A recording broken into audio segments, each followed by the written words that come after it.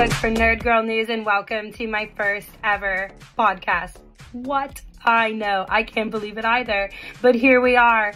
So first I want to thank my friends at 705blackfly.com for creating me this super sick intro. It's pretty dope, not gonna lie, I love it. So thank you guys so much for that and for believing in me. Appreciate it. I haven't done anything like this since journalism school, so I'm a little bit nervous, but I had the opportunity to sit down and speak with Larian Studios writer Stephen Rooney, who specializes in skeletons and vampires. I'm sure some of you know Fane from Divinity Original Sin 2, as well as Astarion from the upcoming Baldur's Gate 3. So Stephen and I sat down to chat about all things video game writing. And as a writer myself, the first thing I wanted to know is, what is the difference between narrative design and video game writing? Are the two interchangeable? Let's find out. Narrative design is a tricky kind of umbrella term because it will encompass just a whole lot of different things, kind of depending on what like company you land at, or like what kind of game you're working on, or whatever. So narrative design can be, to talk about what I know, which is, you know, fantasy RPGs at this stage. Narrative design can be writing the overall story. It can be designing quests. It can kind of encompass everything apart from putting actual like words on a page that then are translated into dialogue or translated into text that you'll read in the game. Mm-hmm. That's not to say that narrative designers aren't also writers, and writers aren't also narrative designers. There's a lot of overlap kind of between all of it. If someone comes to me and says like, "Oh, are you a narrative designer?" I'm like, well, a little bit, but mostly I just write silly dialogue and try and get away with it.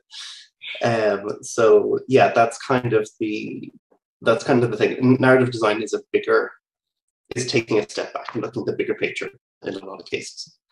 Yeah, kind of like looking at, you know, interaction with questing and the main storyline as well, right? Which is super cool. I love all that stuff. As a writer, I mean, I would say like my how I even got into journalism is I played Mass Effect for the first time after I had my oldest daughter, and the story was so good I didn't want it to end, and I hadn't written anything in years at the time, you know, those tumultuous teenage years and all of that. So the story ended, and I was like, but I don't want it to end, so I started writing fan fiction. And And then I was like, oh my God, how do you get paid to write? Seeing as I have absolutely no filter after babbling on about how I ended up in journalism school and why I started Nerd Girl News, I asked Stephen if he'd always worked in the video game industry, where he mentioned most video game writers come from varying backgrounds. This is one of the things about the people who come to write for video games. You'll find that they come from a whole bunch of different kind of backgrounds, and everyone kind of brings their own little piece of expertise to a game because of that. One of my first jobs was writing a text for a company that was making Facebook games, kind of around like the Zork franchise and just a whole bunch of different things. And so I had like a little bit of experience writing video games, although I think if you describe them as like games to a lot of people, they'd maybe steer a little bit and they'd be like, yeah, no, Farmville's a game, sure. But you know what I mean. Yeah, Farmville counts. Farmville counts. So then I did a whole bunch of marketing work for a while, and kind of for a few years, and then I came to Larian, and I've been there for almost just about 8 years now. So that's been kind of like the main chunk of my career. I've been very, very lucky to get to work on some incredible games. I'm really excited for August 2023, not going to lie. I played the early access of Baldur's Gate. I guess I bought it in 2021, and I had been going through like a creative rut. Like I was working in journalism, you know, with the newspaper, but I hadn't drawn in a while, and I hadn't written anything like creatively in a while. I've got like this little work in progress, like this sci-fi thing. But you know, when you're working, when you're writing as a job, sometimes it feels like a job. So playing Baldur's Gate kind of like, I started drawing again, and my tab, I was like, oh, I'm going to write some fanfic. So that was nice. And Yeah. actually, Astarion is a huge thing for that. So because I was like, this character is hilarious. I love him. So I'm very glad. I'm very glad to hear it. he's so cool. When it comes to creating anything, let alone characters, the process is never linear. So I asked Stephen about his process and some of the challenges of what some would call a pretty sweet gig. Well, I mean, with any creative kind of process and with any creative endeavor, the challenge is you come up with something and you're like, here's this amazing thing that I've made, and it's like,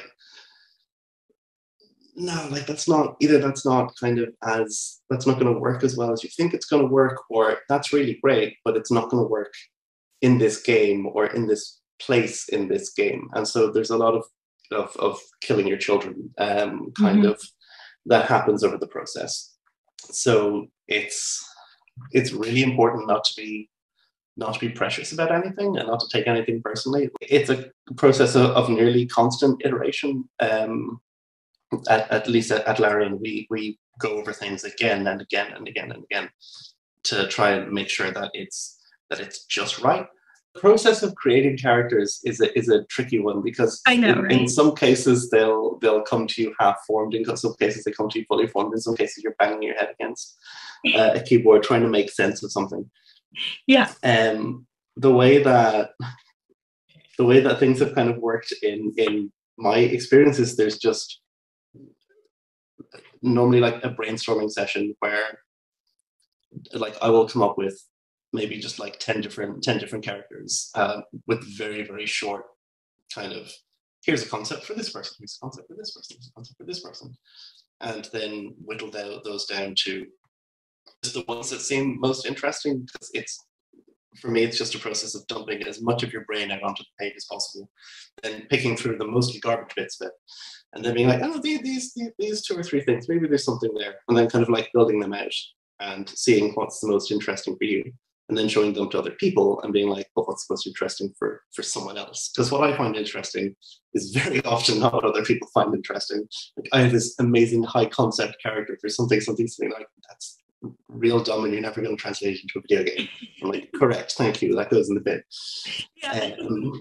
The process of character creation is kind of like this one burst of creative excitement at the start, and then just months and months of, oh, is this working? I don't think this is really working in this scene. We'll try and change this, we'll tweak this. And it's just constant fiddling and fixing to try and make sure that everything works as well as it can. There's always something that can be tweaked, cut, polished, rewritten, or completely ejected into the void of space, never to be seen again. My draft folder is over 9,000.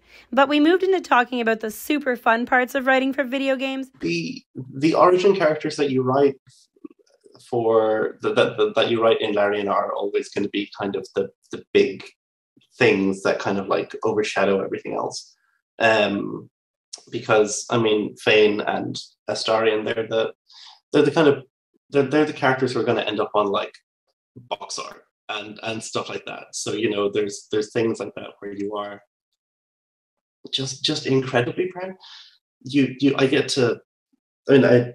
I get to see pictures of the like a lot of the promotional events like PAX and stuff that people will do, and we'll have people dressed up as Fane and Shadowheart as 2 of the characters, and I was like, oh yeah, this is incredible. But I mean, more than that, it's just kind of the way that it's the way that people will connect with the characters. It's the way that people will want to go out and do cosplay themselves of the characters. I get kind of teary and kind of choked up when people care that much about the characters that they're like, no, I'm going to go and invest like a huge amount of time and effort into this. And I remember with Fane, there's a point where someone just wrote a blog post and kind of posted on Twitter, and it was just like, here's all the ways that like I, as someone who will struggle with kind of anxiety and autism as well, I think kind of can relate to this character. I'm just like, oh wow, okay, yeah, seeing a character make a difference in people's lives is basically the long and the short answer. Fandoms are so cool. I mean, I think it's great that you interact with the fandom too.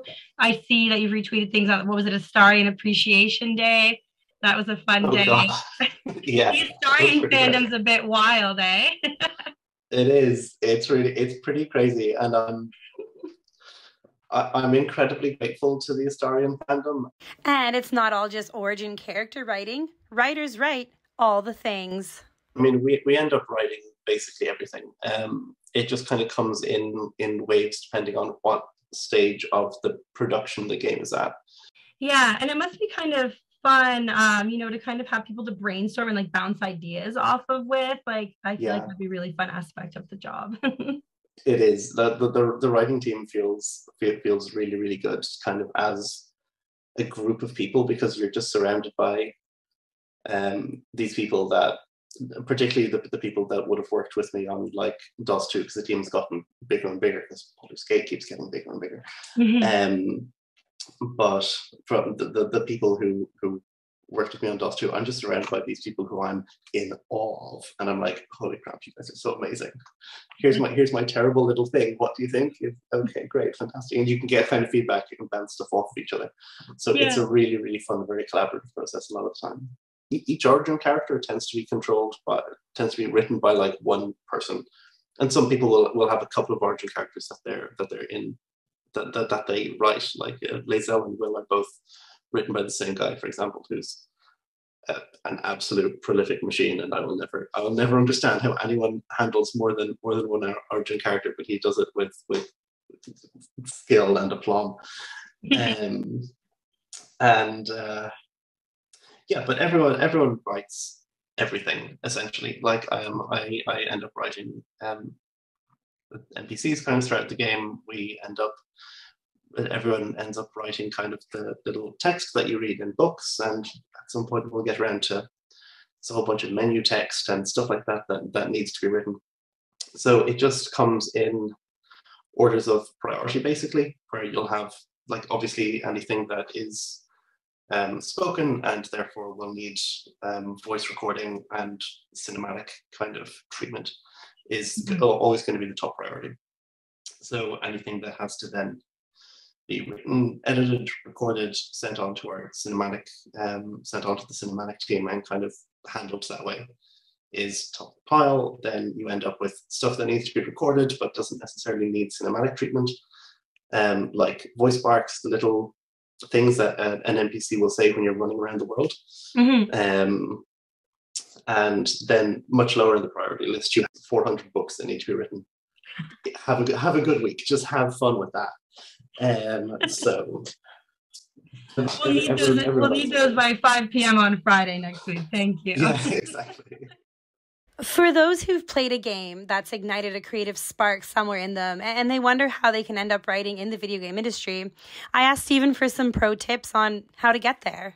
The advice that I always give to anyone is that if you think there is a single clear path into video game writing, you are wrong. Everyone that I know on the team has kind of somehow bumbled their way into it. And with the one thing that everyone has in common is just that they're writing a whole bunch and they're passionate about what they do. So those are the two things that you just need to have. Like an interest in video games definitely, absolutely, for sure helps. But the main thing is just to write a lot, and it doesn't matter anywhere near as much if you're writing screenplays, if you're writing prose, if you're using something like Twine to build your own very basic video games. That's always fantastic. The important thing is to write, and the important thing is to be passionate about what you're writing about, and then just send out kind of application after application to any studio that is looking to hire someone for video game writing.